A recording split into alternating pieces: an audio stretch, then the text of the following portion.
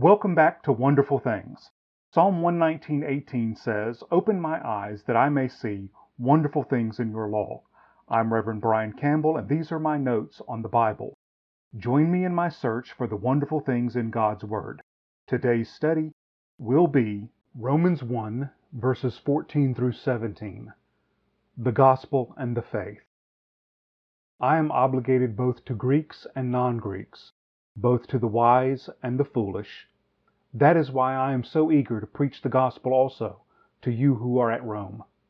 I am not ashamed of the gospel, because it is the power of God for the salvation of everyone who believes, first for the Jew, then for the Gentile.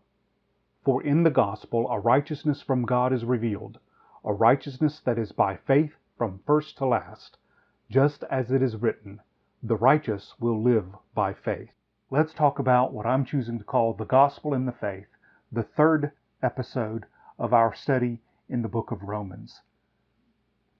In this passage, which you've just heard, there are several wonderful things to consider and to meditate on. Verse 15 tells us that Paul has a desire to pour out the good news that he is already filled up by. So how do we reach the point where we are not ashamed of the gospel of Christ? How do we reach the point where we're able to share the good news with those around us? How do we reach the point where we can quote scripture, offer to pray for somebody, offer them the gift of eternal life?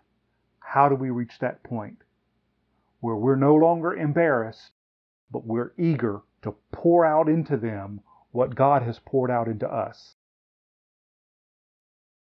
I think we can follow Paul's example on this. So here's my recipe to get over yourself and pour out the gospel.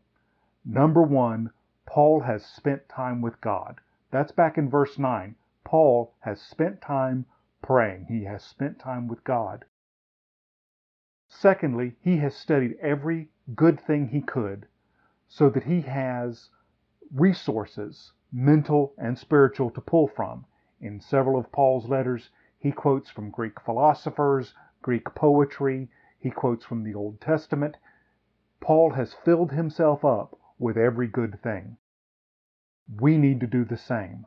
We need to study to show ourselves approved, workmen who do not need to be ashamed, rightly dividing the word of truth. He has studied every good thing he could. That's from verse 14. From verses 13 and verse 15, Paul has recognized God's timing and God's setting. Let me say that again. In verses 13 and 15, the third point, Paul has recognized God's timing and God's setting. So what about us? Do we overflow in the gospel? Where do we spend our time? At the altar of God or in front of the PC? Do we spend our time with the Word of God or with the latest book? Do we spend our time on our knees or in front of the TV? What are we worshiping? Who are we worshiping? What are we filling ourselves up with? Are we filling ourselves up with the good things so that we have the mental resources to go to others about the good news of Jesus Christ?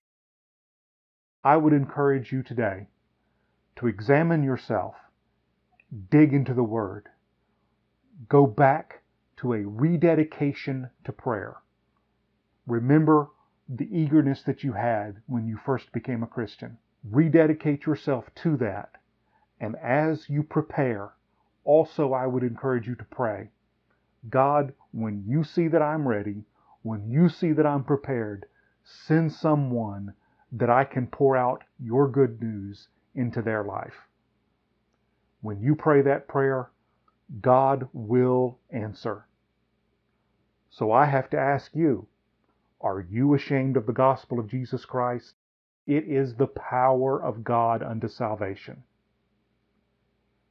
Let's let God pour into us so that we can pour out for others. Thank you for joining me today in my search for the wonderful things in God's Word.